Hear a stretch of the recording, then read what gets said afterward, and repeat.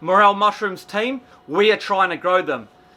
In this video I'm going to cover off the next part of my experiment. If you've seen my previous video, you know that I've got some Morel mycelium in a stainless steel tray, which has been sterilised and inoculated. That's been growing for about a week in my incubation room. I've taken that out now, and I'm going to process it onto the next step in the experiment.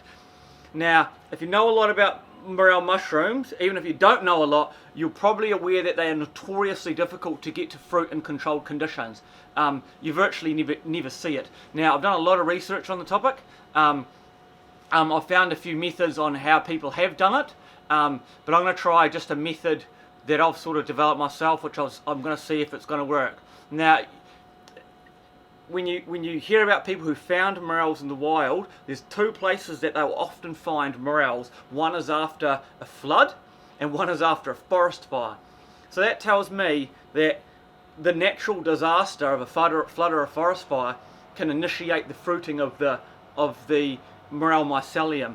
I understand that Morel mycelium is happy to keep reproducing by itself, asexually, I believe, without even producing the fruit cap on it, and it can do that for years. But what we want to do is we want to force that mycelium underground to panic, I suppose, and to be like, hey, we need to grow some fruit caps. So I'm going to simulate a natural disaster.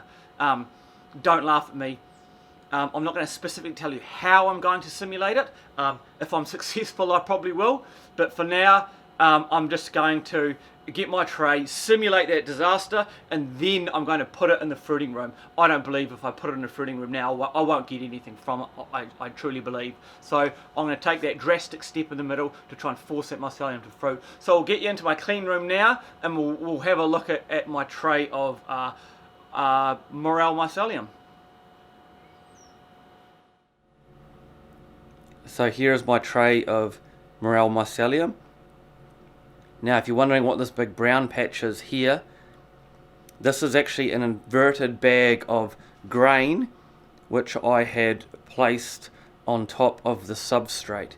Now, I believe you do this because as the Morel mycelium colonizes a substrate, that you want the substrate to be nutritionally poor. And so what you do is you sterilize a bag of food for it, which in my case is grain, and you cut a hole in the bottom and you place it on top of the substrate, and the morel will grow up into that food and shift it. Well, hopefully you want it to then shift that nutrient back down into the soil, into the nutritionally poor soil. And so that's what this big brown patch here is. Let me see if I can get a wee zoom in on it. So that's what's remained when I took the bag off. I kind of scraped a few of the loose grains on it off. Now, I don't know if you'd call that sclerotia. It's like a very hard, compact brown matter that's come off it. I can't see anywhere else in this anything which you'd identify as sclerotia, and I do know that morel are supposed to make sclerotia through the soil. But you can see there's that thin layer of very fine wispy mycelium over the top.